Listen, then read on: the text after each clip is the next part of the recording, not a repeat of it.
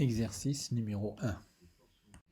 Dans cet exercice, on vous demande d'écrire un programme qui lit 5 mots, séparés par des espaces, et qui les affiche ensuite dans une ligne, mais dans l'ordre inversé. Les mots seront mémorisés dans 5 variables différentes, de M1 jusqu'à M5. On vous donne un exemple. Vous saisissez, voici une petite phrase, point d'exclamation, et le programme vous écrira point d'exclamation, phrase petite, une, voici. Comment faire? Tout d'abord, on devra saisir la phrase avec 5 mots, séparés bien sûr par des espaces. Ensuite, une fois la phrase saisie, il va falloir la décomposer en mots. La décomposer, c'est-à-dire tout simplement balayer toute la phrase caractère par caractère et trouver les espaces. Les espaces sont soit un caractère espace, soit le caractère 32 en code ASCII.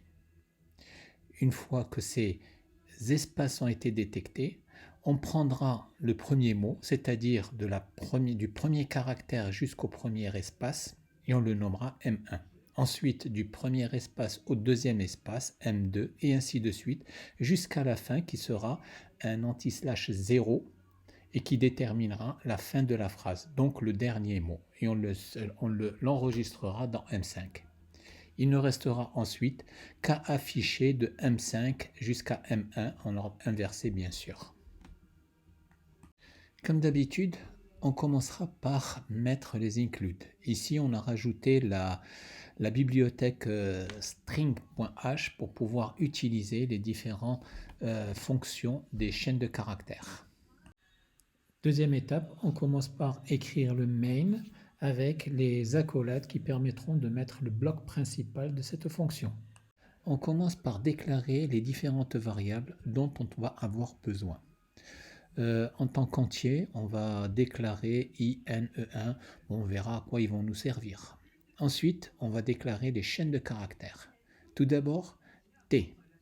On l'a dimensionné à 200 mots, 200 caractères, qui permettront de décrire la phrase en entier.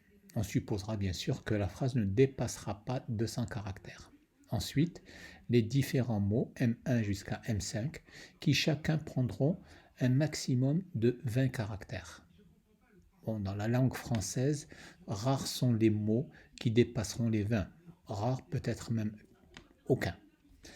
Donc on prend nos précautions de façon à avoir un maximum de caractères par mot. Il s'agit maintenant de saisir la phrase. Saisir une phrase peut se faire de plusieurs façons. La première, la plus simple, c'est d'utiliser un gets ou utiliser un printf avec une chaîne de caractères, une chaîne de formatage pour 100S et saisir la phrase. C'est-à-dire saisir une chaîne de caractères tout simplement. Je préfère utiliser cette méthode, la méthode que vous voyez, avec une boucle while qui permet de saisir caractère par caractère et donc de maîtriser tous les caractères qu'on va saisir. Cette méthode, vous les avez dans les trucs et astuces qui vous permet de le faire de deux façons, soit en formalisme tableau, soit en formalisme pointeur. Ici, c'est fait en formalisme tableau. Je l'explique quand même. Dans un premier temps, vous voyez que les parenthèses sont très importantes. On va saisir, on va initialiser i à 0 et puis on va commencer à saisir t de i avec l'instruction getChar. Donc on saisit le caractère et on vérifie de suite est-ce que ce caractère qui a été mis dans t de i est égal ou différent d'anti/n. Anti/n, vous comprenez, vous vous rappelez du moins que c'est tout simplement le passage à la ligne, c'est-à-dire la validation. Et bien sûr, est-ce qu'on n'est pas arrivé en bout de chaîne, c'est-à-dire que i doit être inférieur à 199. Si c'est bon, on incrémente i et on recommence.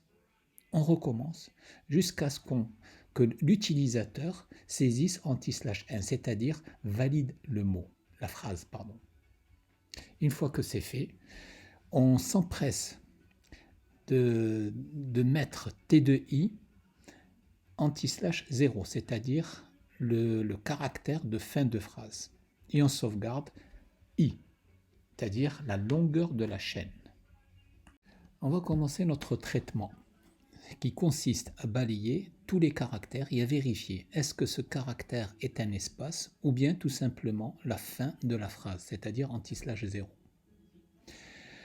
Dans ce balayage, bien sûr, de i égale à 0 jusqu'à i est égal à n, n étant la longueur de la phrase, c'est-à-dire le nombre de caractères qu'on a sauvegardé juste avant de faire ce traitement. Si maintenant on trouve un caractère 32 ou un caractère anti/0, dans un premier temps, c'est le caractère 32, c'est-à-dire l'espace qu'on va trouver. Qu'est-ce qu'on va faire? Eh bien, ce sera notre premier caractère, notre premier mot M1. Mais pour pouvoir le faire, déterminer est-ce que c'est M1, M2, M3 ou M5, on va mettre tout simplement un témoin. Un témoin qu'on initialisera à C égale à 0 au début. Ensuite, dès qu'on trouve un espace, on va incrémenter ce témoin. C++. Et si on trouve que C est égal à 1, eh bien ce sera M1. Si on trouve que C est égal à 2, ce sera M2. Et ainsi de suite. On continue le traitement en incrémentant C. Ici, pour C est égal à 2, on va déterminer donc M2. Pour chaque mot, MI, comment on réalise le chargement? Eh bien, on fait une petite boucle pour k égale à 0 jusqu'à k est égal à A2 en incrémentant k et en mettant que M2 de k est égal à T de E1++, c'est-à-dire on va extraire les caractères de T correspondants pour les mettre dans M2. On fait cela bien sûr pour tous les mots de M1 jusqu'à M5. Une fois tous les mots établis, déterminés, il ne nous reste plus qu'à afficher les résultats, c'est-à-dire afficher de M5 jusqu'à M1, M5, M4, M3, M2 et M1 en ordre inversé. Vous trouverez comme d'habitude la solution complète, donc le source, dans le dossier S7. Le nom du fichier c'est s7e1.c. Bon courage.